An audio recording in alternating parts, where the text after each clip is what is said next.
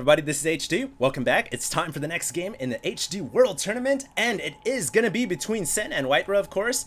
This is game number 2, and last game, if you guys haven't checked it out, make sure to check it. It was a serious amount of pressure being applied by Sen.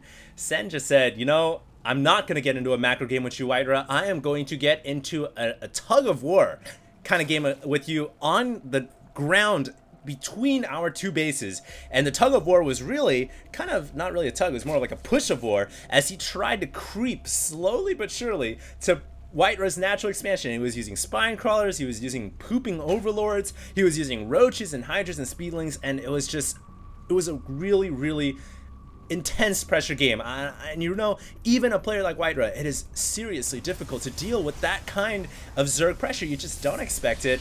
And really one thing that still has me baffled as I'm casting this game is why did WhiteRa not build his gateway at his front door? You know, every Protoss player will build the cybernetics core here, the gateway here, or the cyber core here, and the gateway here, and then they'll block off the corners with a zealot.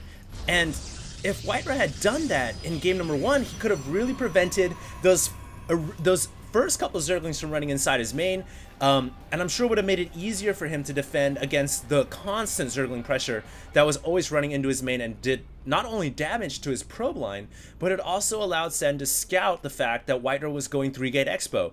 And really, it was all in scouting for Sen. Sen saw, okay, 3-gate expo?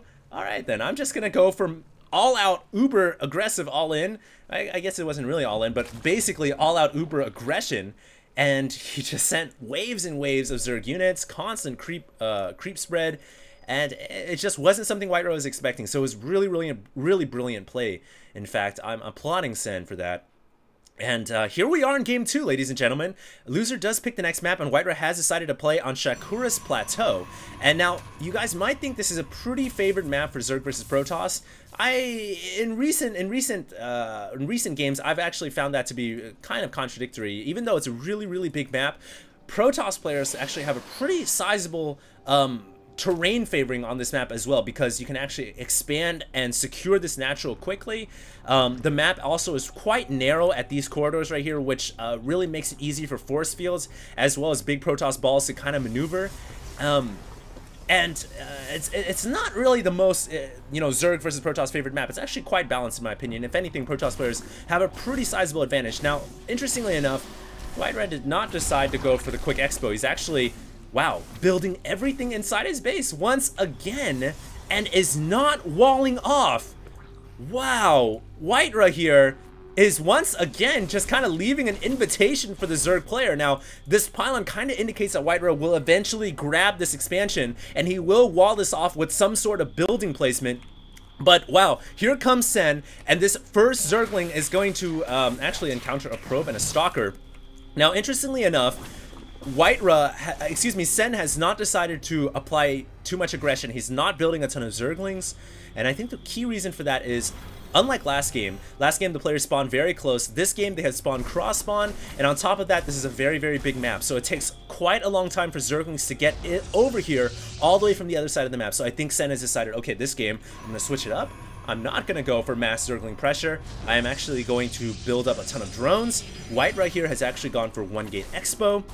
Sen, meanwhile, continuing the drone kind of cancellation and rebuilding on this extractor, really preventing WhiteRa from getting that second assimilator down, so he cannot accumulate that that gas that is necessary for the sentries. But I don't know, WhiteRa here is actually not gonna really need the gas this early on, because he still only has 1 gateway, so he really cannot produce all that many sentries at this moment in the game.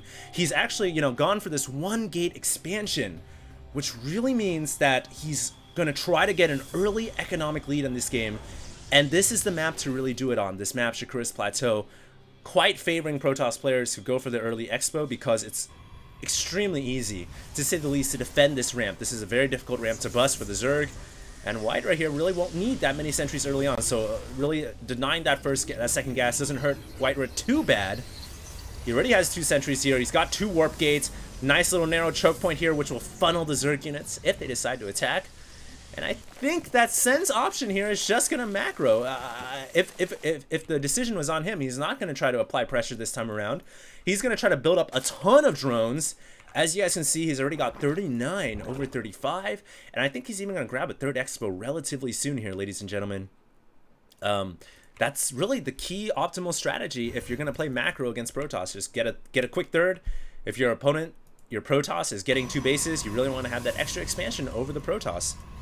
Now, interestingly, wow, Sen is actually going to be building a spire in the back corner of his main, and I really like this. All too often Zerg players don't use this kind of strategy where you can poop creep anywhere on the map and just build a spire, man. You could even build it over here if you wanted to. It would be completely hidden, and this is going to be really nice for Sen. He's actually got all 4 of his gases running, so if we look at his gas accumulation now, he is at 300 gas, and when this spire finishes, I believe he should have around 700, maybe, I would say about 700 gas, maybe 750, and he should have enough for around 7 to 8 Mutalisks. He's already starting to save up his minerals, and he has tons of supply capacity to build his Mutalisks, and this is going to be quite interesting because WhiteRa here has gone for a primarily sentry-heavy army, and it almost looks like he's gonna try to do some kind of a early sentry pressure attack here. He's maneuvering across the map. Unfortunately for Sen, he does not have the Xel'Naga watchtowers, so Sen has no idea this attack is coming, and this is kind of critical here. This could hit before the Mutalisks come out, but wow, look at this. Sen's so smart, building spine crawlers. He's got a huge grid of crawlers at his front door, and unfortunately, Sentry is just not well equipped to deal with spine crawlers. And of course, with Zerglings in the back as well, I think Sen is going to be just fine. And this is what you want to do when you're a Zerg. If you're going for 2 base Muta, if you're going for 2 hatch Muta, you build spine crawlers at your front door. And this is a great map to do it on. Narrow choke point, easy to fend off any kind of gateway pressure. And now we have 10 Mutalisks coming out for Sen. So this is going to be completely unexpected. WhiteRa will not see these Mutalisks coming until it may possibly be too late.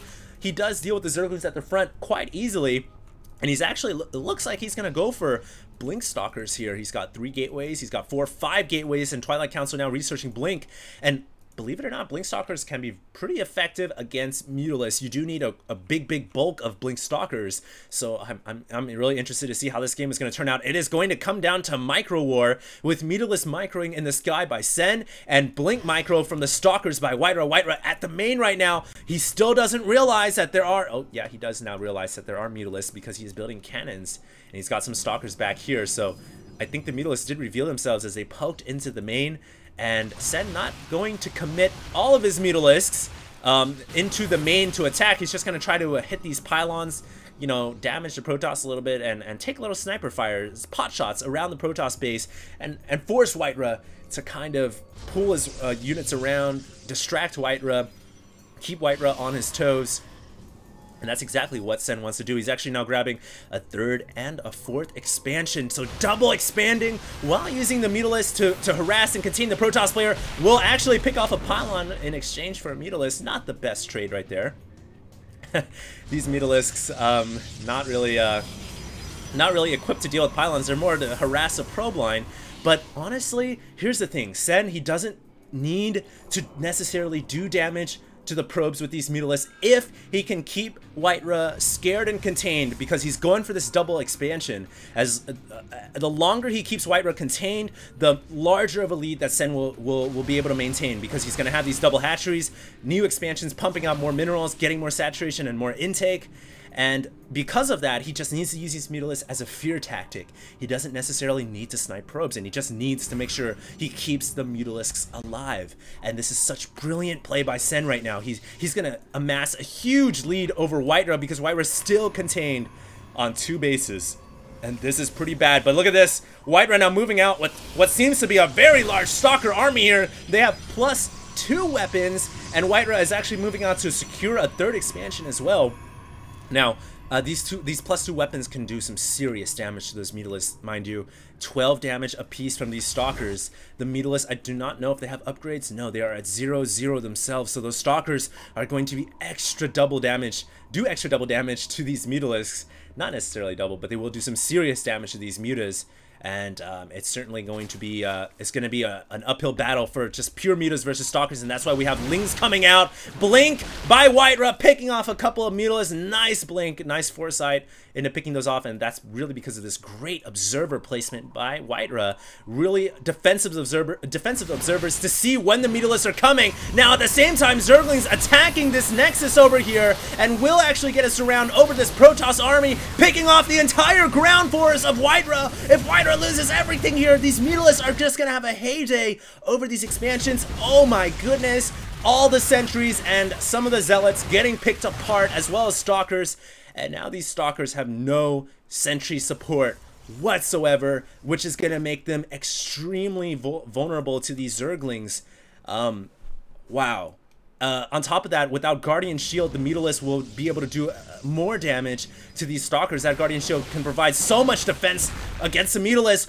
Sen right now coming in once again to harass the WhiteRa right now, and WhiteRa really seems like he's once again on the back foot. He just doesn't know what to do against this really aggressive Zerg style. We can see right now he is getting +3 weapons. Wow.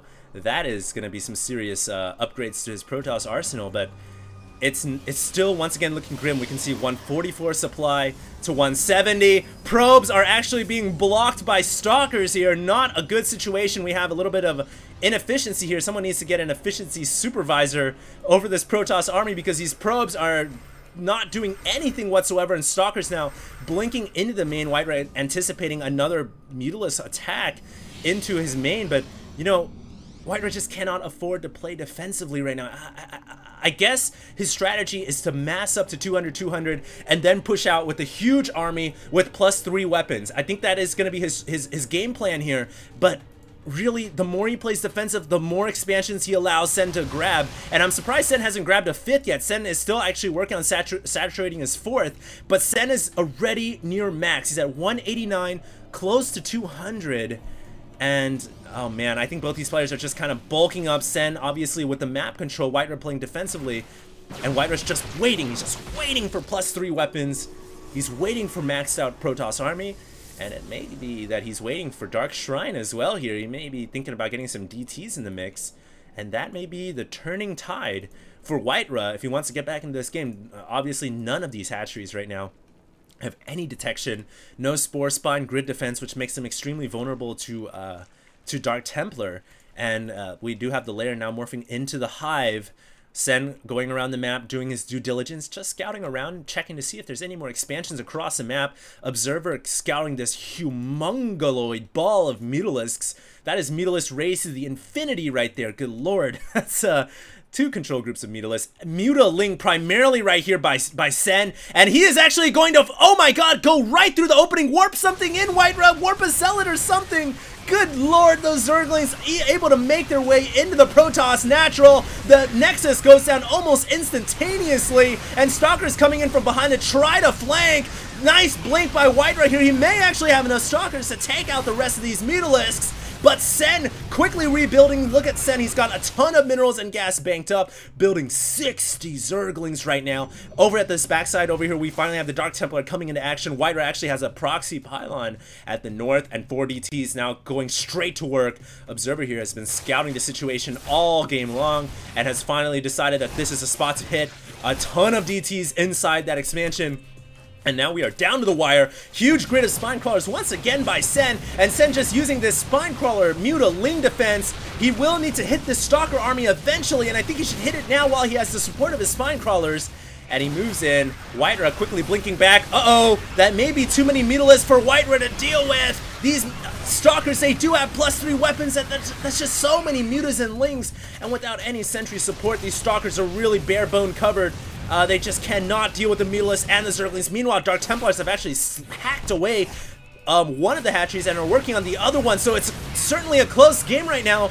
But in terms of economy, it's a close game. But I think in terms of army, Sen has a humongous advantage right now. He's just got so many Mutalisks in the sky. And this is completely uncontested right now for WhiteRa. He has no anti-air. I think his entire Stalker army just got demolished by Sen's insane Sauron Zerg mass macro style. And I mean, when those two armies collided originally in the beginning, Sen just said, you know, I can afford to trade. I have a ton of gas and minerals. I can rebuild my army. And if you guys look at that army tab right now, it is 152 to 53. So WhiteRa right now certainly in a lot of trouble. I think it's almost certainly sure now that Sen will be advancing forward to the round of 8. I just do not see any scenario where Sen wins or where WhiteRa wins this game. Not even a miracle would help him win. Not even the help of Archons, which, you know, this would have been really helpful before. Making a ton of High Templars and Archons would have been the perfect counter to Mutas and Lings. Psystorm would have ripped the Zerg army to shreds, but unfortunately that tech just came a little too late, and WhiteRa GG's out of the game. Ladies and gentlemen, WhiteRa, the next big player in the HDWT World Tournament, dropping in the round of 16. And that is all she wrote. We're actually going to advance forward to the round of 8 next. And I just want to thank you guys all for staying tuned to this tournament thus far. I know it's been going kind of slow, but round of 8 will be beginning shortly, and I will be uploading a round of 8 not spoiler video, but a round of 8 bracket video just to keep you guys up to date. And I guess I'll be uploading a spoiler video as well after this. So I'll try to get Ping User over to my house. I don't know if he's actually free right now, but I'll try to get him over here so he can do some awesome cheese casting once again. So yeah, stay tuned, guys. Much love to all you guys out there who are watching, and make sure to subscribe. Hit that little yellow button at the on my channel page. So hit my channel page at the top. So thanks a lot, guys. HD signing out.